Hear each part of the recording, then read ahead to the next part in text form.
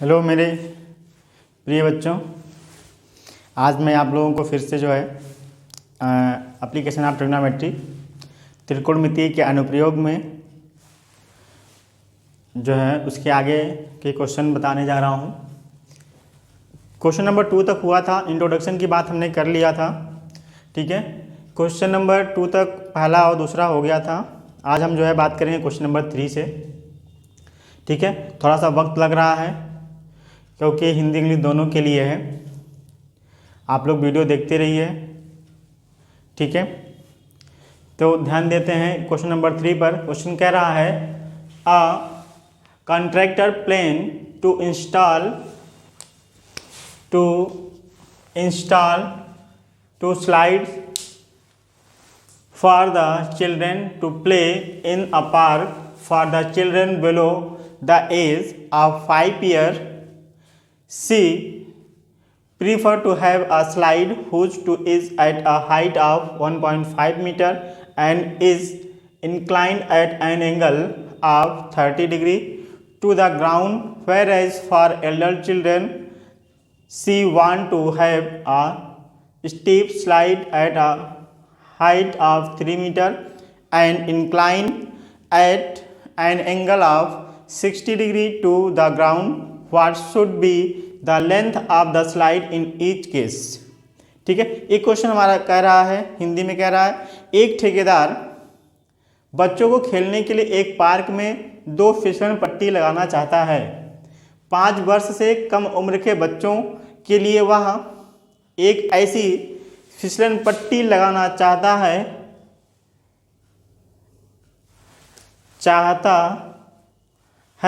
जिसका शिखर 1.5 मीटर की ऊंचाई पर हो और भूमि के साथ 30 अंश के कोण पर झुका हो। तो पहला फिगर कह रहा है कि 1.5 मीटर का ये होना चाहिए, ठीक है, और 30 अंश के साथ झुका होना चाहिए, ठीक। और कुछ कह रहा है नहीं, कोण पर झुका हो। जबकि इससे अधिक उम्र के बच्चे, ये जो है बच्चे जो हैं वो 5 साल से कम उम्र के बच्चों के लिए है फिसलन पट्टी बनाई गई है, ठीक।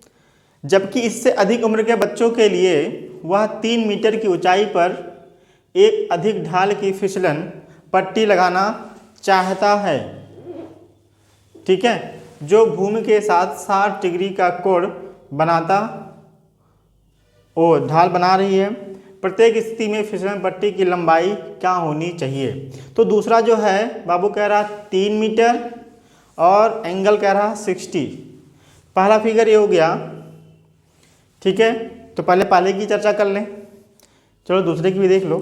दूसरा कह रहा है कि वह 3 मीटर हो और ये एंगल जो है 60 हो, ये 3 मीटर हो, ठीक है, और कुछ नहीं दिया है।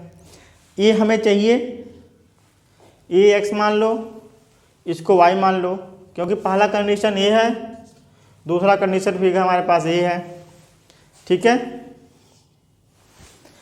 अब देखते हैं यहाँ पे बाबू कि कौन सा फॉर्मूला हमारे पास ट्रिग्नोमेट्रिकल रेशियो ऐसा है जिसमें हाइपोटेनियस और परपेंडिकुलर की आवश्यकता पड़ती है। तो क्या होता है, साइन 30 इक्वल 1.5 x लंब बटेकर, ठीक है। हाँ, यहाँ पे लिख देना कि ये फिसलन पट्टी है ABC। AC इज द जो है कोई पट्टी है, यहाँ पे ले लो PQ बड़े बच्चों के लिए है, R ये 5 साल से कम उम्र के बच्चों के लिए है, लेस देन 5 ईयर, और ये ग्रेटर देन 5 ईयर। अब देखो यहाँ पे अब साइन 30 वैल्यू कितनी होती है, 1/2 1.5 x, ठीक है। मल्टीप्लाई करेंगे तो x equal to 1.5 into 2 equal 3.0। x की वैल्यू कितनी हो गई, 3। तो ये कितना हो गया, x की वैल्यू कितनी हो, ये फिसलन पट्टी कितनी होनी चाहिए, 3 मीटर होनी चाहिए, ठीक है। दूसरे की चर्चा करते हैं, अगर बात करें कि दूसरा कितना होना चाहिए, ठीक है। देखना दूसरे में कह रहा है बाबू 3 मीटर ये है और 60 ये है, तो इसमें भी वही कंडीशन है। तो यहाँ क्या हो जाएगा, sign 60 is equal to 3/y। ठीक है, 60 वैल्यू कितनी होती है, 3/2 3y। तो y इक्वल टू कितनी हो जाएगी, 6√6/√3 या 6√3/3 3 2 जा 2√3। ये पट्टी की लंबाई कितनी होगी, 2√3। √3 की वैल्यू 1.7 भी लिख सकते हैं हम, 2 इंटू 1.73। ठीक है, वैल्यू कितनी हो जाएगी, 2 3 जा 2 तिहाई 6, 2 सत्ते 14 के 4, 2 इकन्ने 2 1 3, 3.46 मीटर। ठीक है, तो ये हमारा आंसर हो गया क्वेश्चन नंबर 4 का। चलिए नेक्स्ट क्वेश्चन नंबर 4 पे चलते हैं। थर्ड हो गया ना, 4। Next question number 4। क्वेश्चन कह रहा है the angle of elevation of the top of a tower from a point on the ground which is 30 metre away from the foot of the tower is 30. Find the height of the tower. तो tower की जो है ऊंचाई निकालनी है। हिंदी में कह रहा है भूमि के एक बिंदु से जो मीनार के पाद बिंदु से 30 मीटर की दूरी पर है। ठीक है, तो देखो एक कोई जो है मीनार है, 30 मीटर की दूरी है, 30 मीटर की दूरी। ठीक है, मीनार के शिखर का उन्नयन कोण मतलब angle of elevation, angle of elevation कितना है, 30 डिग्री। ये कितना वो 30 डिग्री। ठीक है, ये डिस्टेंस हो गया 30 और एंगल कितना हो गया 30। वाह क्या बात है, ये निकालना है। ठीक, ए बी आपका जो है टावर है।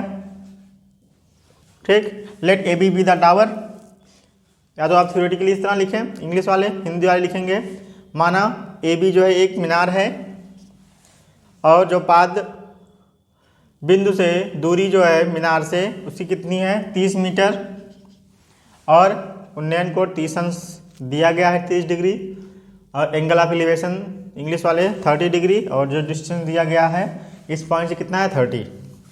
तो बाबू ध्यान देना, ये आपका क्या है बेस है, ये क्या है हाइट है, दो चीज़ें दी गई हैं। ठीक है, तब in triangle A B C tan 30 is equal to कितना होता है हाइट अपान बेस। इसकी वैल्यू कितनी होती है √3 एच 30 और फिर कुछ होता है एच इक्वल टू 30√/3 या 30√3/3। रेशनलाइज कर दिया मैंने 30 तो हो गया 10√3 आपका आंसर। अगर √3 की वैल्यू ज़्यादातर आप में दिया रहता है तो 10 इंटू 1.73 173 और मीटर, यही आपका आंसर हो गया ऊंचाई। ठीक है, शून्य भी होगा, हाँ 17.3। ठीक, आया समझ में। क्वेश्चन नंबर 5 भी आपका ऐसे ही कुछ कह रहा है a kite flying at a height of 60 metre above the ground। Ground जो सरफेस है उससे जो है 60 मीटर की ऊंचाई पर कोई पतंग उड़ रही है। The string attached to the kite is temporarily tied to a point on the ground. The inclination of the string with the ground is 60 degree. Find the length of the string। तो उस लंबाई को निकालना है जो पतंग से लेके जो बच्चा उड़ा रहा होगा उसके हाथ तक की दूरी ठीक है। तो यहाँ पे जो है ये आपका दे दिया गया है कि पतंग से जो बच्चा खड़ा है वो 60 मीटर की ऊंचाई पर है, 60 मीटर की ऊंचाई पर उड़ रही है पतंग। यहाँ कोई पतंग है जो उड़ रही है,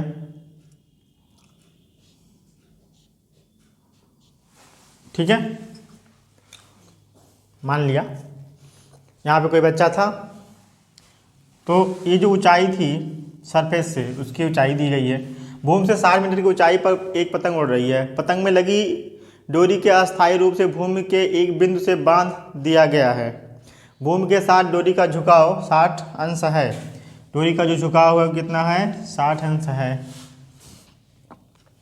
यह मानकर कि डोरी में कोई ढील नहीं है, मतलब डोरी तनी हुई है, ढील वैसे तो आती है जब आप पतंग उड़ाते हैं। डोरी की लंबाई ज्ञात करिए, ये आपको फाइंड करनी है। इसको x मान लिया कि ये ए बी ऊंचाई है और ए सी आपको फाइंड करनी ही है, ठीक है। Then triangle A B C कितना हो जाएगा, ए बी सी आपको in triangle solution tan 60 is equal to 60 tan क्यों लेंगे, क्या क्या पता है, परपेंडिकुलर पता है, हाइपोटेन्यूस पता है, साइन लेंगे 60 अपन x और इसकी वैल्यू कितनी होती है 60 की, साइन √3/2 60 अपन x, या x इज इक्वल टू 60 इंटू 2/√3 या 60 इंटू 2√3/3 रेशनलाइज कर दिया मैंने, ठीक है। तो जब रेशनलाइज किया बाबू तो क्या मिला, ये अबे 3 2 जा तो कितना मिल गया 40√3 या 40 इंटू 1.73 1.73, इसका मल्टीप्लाई कर लेंगे, 4 तियाँ 12, 4 सते 28, 4 कन्ने 4 2 6 2 अंक बाद 0 मीटर। ये हो गया आंसर, ठीक है। तो ये 5वां क्वेश्चन हुआ। चलते हैं नेक्स्ट क्वेश्चन, क्वेश्चन नंबर 6 पर। अगला क्वेश्चन नंबर 6 कह रहा है a 1.5 tall boy is standing at some distance from a 30 meter tall building. The angle of elevation from his eye to the top of the building increases from 30 to 60 degree, ठीक है। As the walk toward the building, find the distance he walked toward the building। मतलब देखो हिंदी समझो फिर। 1.5 metre लंबा एक लड़का 30 metre ऊंचे एक भवन से कुछ दूरी पर खड़ा है। 30 मीटर का एक मीनार है, मतलब कोई भी भवन है जो यहाँ कहीं खड़ा है। ये 1.5 मीटर का लड़का है और ये पूरा 30 मीटर का भवन है, थोड़ा बड़ा है। जब वह ऊंचे भवन की ओर जाता है, मतलब यह इस भवन की तरफ इस तरह जाता है, तब उसकी आंख से भवन के शिखर का उन्नयन कोण 30 अंश है। मतलब ये जहाँ पे खड़ा था इसकी आंख पर जो है 30 अंश का कोण बन रहा है,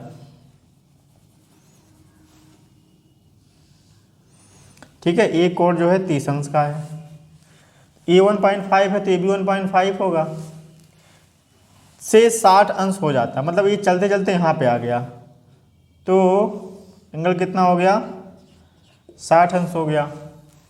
इस बताइए कि वह भवन की ओर कितनी दूरी तक चला, मतलब ये दूरी आपको निकालनी है यहाँ तक जो चला है। तो मान लिया कि ए बी एक भवन है, आदमी जो है बी सी डी है, ठीक है, जो व्यक्ति है जितना लंबा। इन पॉइंट को भी कुछ मान लो, इसको ई मान लो, इसको आप मान लिया, ठीक है।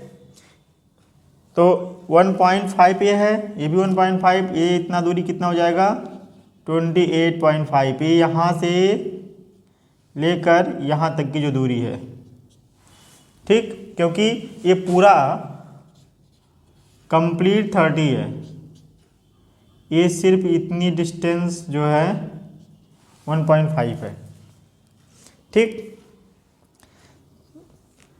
अब ये डिस्टेंस भी हमें नहीं पता है, पता हो तो काम चल जाता है, इसको y मान लो, y हमें नहीं पता, x हमें चाहिए, ठीक है।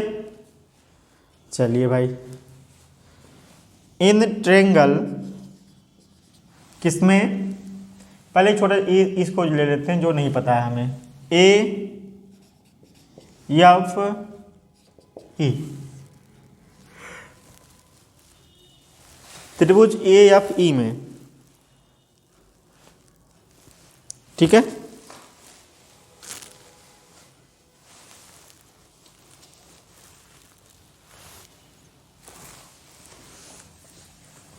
देखो हमें ये पता है और बेस पता है, बेस और हाइट में रिलेशन कौन रखता है 10, तो 28.5 अपान y, ठीक है। ये हो जाएगा आपका, इसकी value √3 is equal to 28.y upon y, y की वैल्यू हमें मिल गई 28.5 अपान √3, ठीक है। एक इक्वेशन बना के छोड़ दो, अभी काम आएगा। दूसरा, इन ट्रेंगल ए ई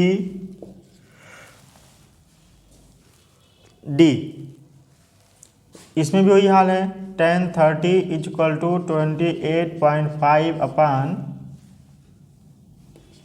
30 कह रहा हूँ, x प्लस वाई। तो tan 30 वैल्यू कितनी होती है अब, 1 upon √3, 28.5 x plus y, x plus y equal to 28.5 into √3, तो x इक्वल टू वाई इधर सेपरेट होगा, 28.5 √3 माइनस वाई, तो वाई वैल्यू मैं डायरेक्टली रख दे रहा हूँ,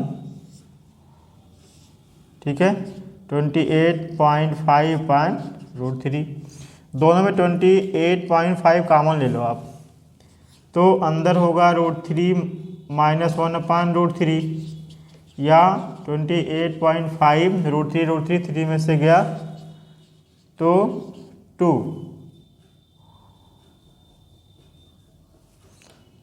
2 अपान √3, ये हो गया, इतनी इधर चला, तो √3 से ऊपर नीचे मल्टीप्लाई करके इसकी वैल्यू भी हम फाइंड कर सकते हैं, ठीक है। ये हमारा आंसर हो गया, ठीक। हाँ, √3 में कर सकते हैं rationalizing. Next question, from a point on the ground the angle of elevation of the bottom and the top of a transmission tower fixed at the top of 20 metre height building are 45 and 60 respectively, find the height of the tower. तो यहाँ पे tower का जो है ऊंचाई याद करना है। क्वेश्चन कह रहा है कि भूमि के एक बिंदु से एक 20 मीटर ऊंचे भवन के शिखर पर एक कोई भवन है जो 20 मीटर का है। कितने का वो 20 मीटर का है। संचार मीनार के तल और शिखर का उन्नयन कोण, इसके ऊपर कोई संचार मीनार लगा हुआ है, मान लो ABA है और BC आपका भवन है। उन्नयन कोण क्रमशः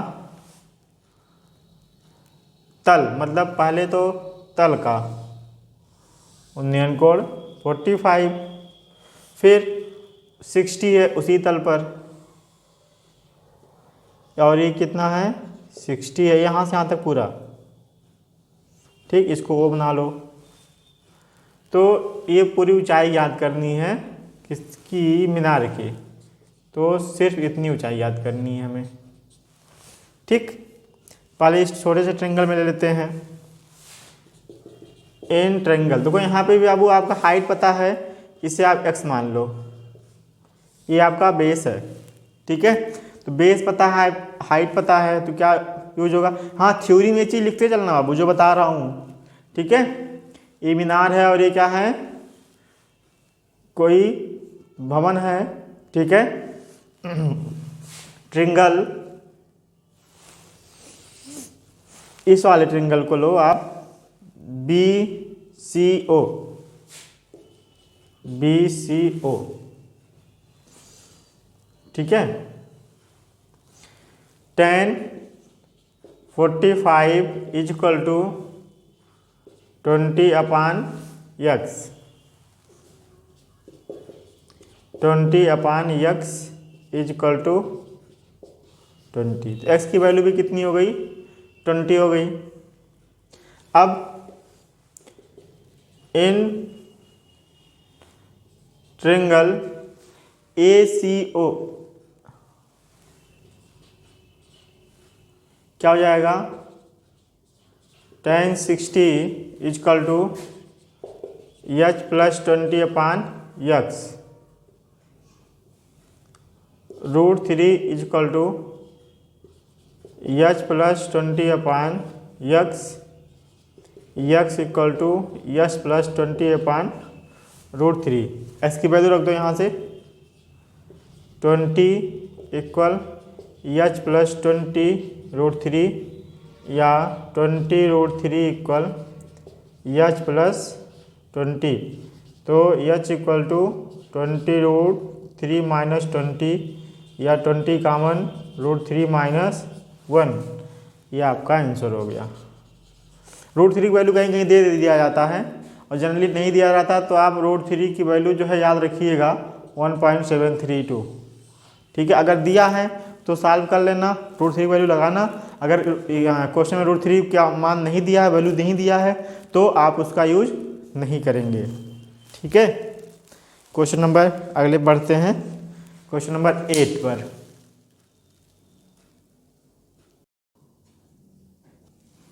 हाँ, क्वेश्चन नंबर 8, एक पेडेस्टल के शिखर पर एक 1.5 मीटर ऊंची मूर्ति लगी है। मूर्ति भूमि के एक बिंदु से मूर्ति के शिखर का उन्नयन कोण 60 अंश है। ठीक है, एक कोई पेडेस्टल है जिसके ऊपर एक मूर्ति लगी हुई है, ये 1.6 है।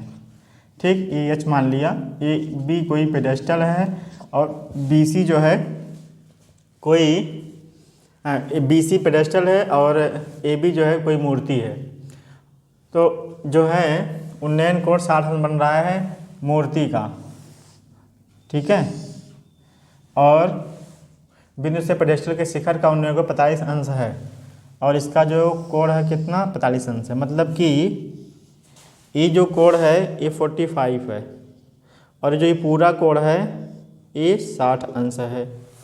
ठीक, ये h हो गया, इसको O बना लो, इसको x बना लो। इंग्लिश में कह रहा है आ स्टेचू 1.6 मीटर टाल stand on the top of pedestal. Pedestal के ऊपर जो 1.6 का जो है ग्राउंड पर है पेडेस्टल है, उस पर एक 1.6 का जो है एक मूर्ति लगा हुआ है। The angle of elevation of the top of the statue is 60 metre. जो स्टेचू से जो एंगल बना रहा है वो 60 डिग्री का बना रहा है। द सेम पॉइंट, इसी पॉइंट पर the angle of elevation of the top of the pedestal, pedestal के टॉप से जो बना रहा है 45 डिग्री का एंगल। तो find the height of the pedestal, तो ये हमें फाइंड करना है। ठीक है, तो ध्यान देते हैं इन ट्रेंगल, ये यहाँ पे लिख लेना कि AB आपकी मूर्ति है, AB is equal to statue equal to 1.6 metre. ठीक है, और BC equal to H, OC मान लो x। ठीक है, ये सब बाबू लिख लिया करो ये सब। ठीक है, ये सब लिखना आप लोग सीख भी गए होंगे। BOC इन हो गया। तो यहाँ पर देखो tan एंगल कितना है tan के लिए 45 इक्वल टू h/x, ये हो गया 1 h/x, तो h इक्वल टू x, एक इक्वेशन हमारे पास आ गया, ठीक है, इस ट्रेंगल में। एंड ट्रेंगल की बात करते हैं बड़े वाले AOC की। AOC एक कितना एंगल बना रहा है? 10 क्यों लग रहा है? क्योंकि हाइपोटेन्यूज बना हुआ, बेस बना हुआ है। 1060 is equal to 1.6 plus H upon x, इसकी वैल्यू होती है √3। 1.6 इक्वल टू 1.6 इन प्लस एच अपान यक्स, तो ये हो जाएगा बाबू √3 यक्स इक्वल 1.6 प्लस एच, इसकी यक्स की वैल्यू रख दो, एच की यक्स इक्वल टू एच है, तो √3 एच इक्वल 1.6 प्लस एच, ये हो जाएगा, इधर आएगा तो √3 माइनस 1 एच इक्वल 1.6, तो एच इक्वल टू जाएगा 1.6 अपान √3 माइनस 1। इसके वो स्लाइजिंग कर देंगे बाबू, तो ये हो जाएगा 1.6 √3 प्लस 1 अपान 2, तो 2 8 एच इक्वल टू जाएगा 0.8 √3 प्लस 1। अगर √3 की वैल्यू रख देंगे आप, ठीक है, तो ये हो जाएगा 0.8 1.73 प्लस 1 2.73 इंटू 0.8, तो हो जाएगा 8 त्रिक 24 के 4, 8 7 56, 58, 8 दूनी 16, 5 21, 3 अंक बाद दशमलव मीटर, ये हो जाएगा 2.184 मीटर एच की लंबाई हो जाएगी, ठीक है। तो ये हो गया 8वां क्वेश्चन। आगे देखते हैं क्वेश्चन नंबर 9, ठीक है। 9वां क्वेश्चन कह रहा है कि the angle of elevation of the top of a building from the tower is 30 and the angle of elevation of the top of the tower from the foot of the building is 60 if the tower is 50 metre high, find the height of the building, ठीक है। हिंदी में वही कह रहा है कि एक मीनार के पाद बिंदु से एक भवन के शिखर का उन्नयन कोण 30 अंश है और भवन के पाद बिंदु से मीनार के शिखर का उन्नयन कोण 60 अंश है, ठीक है, एक दूसरे के पाद बिंदु से। इधर से है और इधर से ये एंगल बन रहा है कुछ इस तरह से, ठीक है। तो एक तरफ 60 बन रहा है, एक तरफ 50 बन रहा है, ठीक। तो दोनों ऊंचाइयां सेम नहीं है, नहीं तो मामला घबरा जाएगा। एक 60 बना रहा है तो एक ऐसे झटके का, तो एक 30 हो जाएगा। 30 50 मीटर की ऊंची है, ये 50 मीटर ऊंची है, तो भवन की ऊंचाई ज्ञात कीजिए, ठीक है। और ये मान लो 60 और ये मान लो एच, ठीक है। यही एच आपका क्या है? भवन है या बिल्डिंग, ठीक है। और ये आपका मीनार, जिसको आप बोल सकते हैं इंग्लिश में टावर, एच हो गया, A B C D, ये 30 है, ठीक है बाबू। तो हमें एच फाइंड करनी है। पहले आप ले लो इसको, पूरे को x मान लो, ठीक है, B और D को, AB H CD 50 BD x in triangle, कौन सा पता है, BDC